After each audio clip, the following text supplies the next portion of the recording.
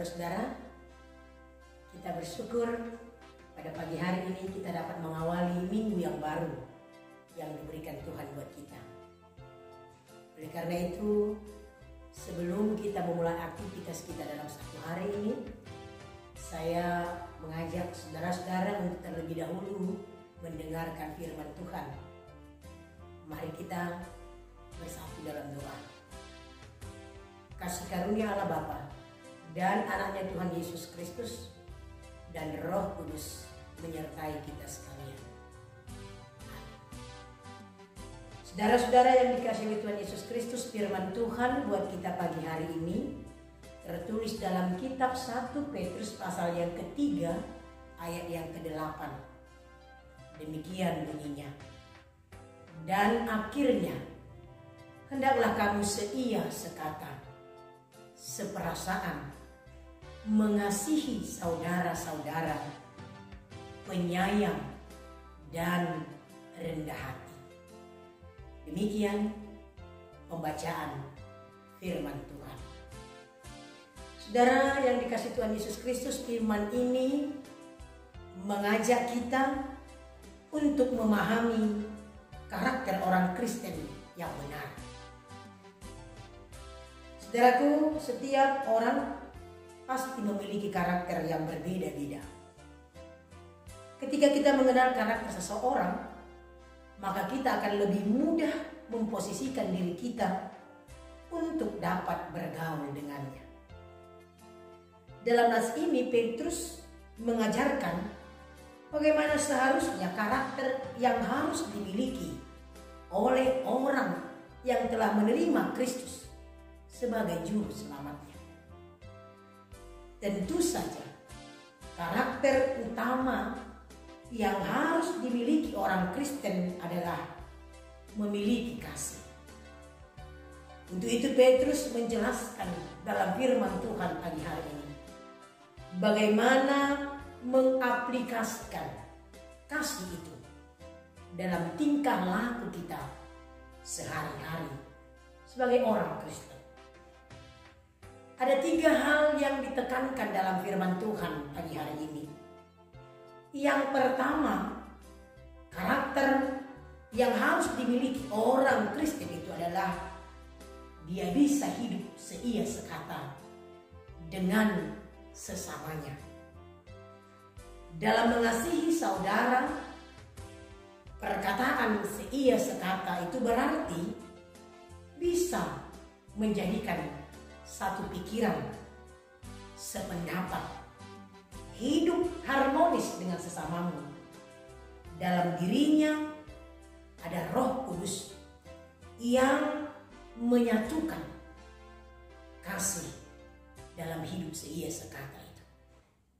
Sebagaimana yang dikatakan oleh firman Tuhan dalam Filipi pasal yang pertama ayat yang ke-27 itu, di mana seia sekata itu akan bisa nyata dan dilakukan orang Kristen ketika dia meminta pertolongan Roh Kudus. Saudaraku, itu juga yang dikatakan oleh kitab Yohanes pasal yang ke-13 ayat 35. Demikian bunyinya. Dengan demikian orang akan tahu bahwa kamu adalah murid-muridku jika kamu saling mengasihi. Itulah sebenarnya karakter yang harus dimiliki oleh orang Kristen. Mempunyai kasih dan terlihat oleh hidup seia sekata dengan sesamanya. Yang kedua, dia mengingatkan karakter yang harus kita miliki sebagai orang yang telah menerima Kristus sebagai juru selamatnya adalah seperasaan. Seperasaan itu berarti menjauhkan diri kita dari sikap hidup yang egois. Selalu harus mengutamakan dirinya. Itu yang harus dihindari sebagai orang Kristen. Seperasaan untuk saling berbagi, apalagi dalam situasi masa-masa Advent menjelang Natal ini kita diingatkan supaya hidup dalam seperasaan, dalam suka dan duka, untuk bisa berbagi bagi sesama. Sebagaimana yang dikatakan dalam firman Tuhan yang ditekankan oleh Rasul Paulus dalam Roma pasal yang ke-12 ayat ke-15 itu.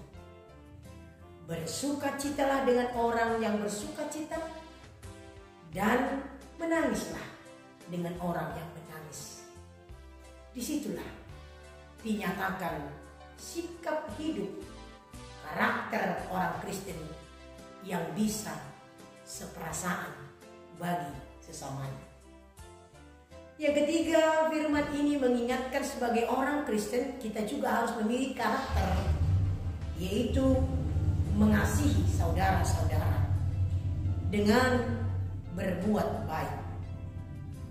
Dalam Galatia 6 ayat 10, Rasul Paulus menekankan bahwa selagi ada kesempatan bagi kita dalam hidup ini, marilah kita berbuat yang baik bagi sesama kita.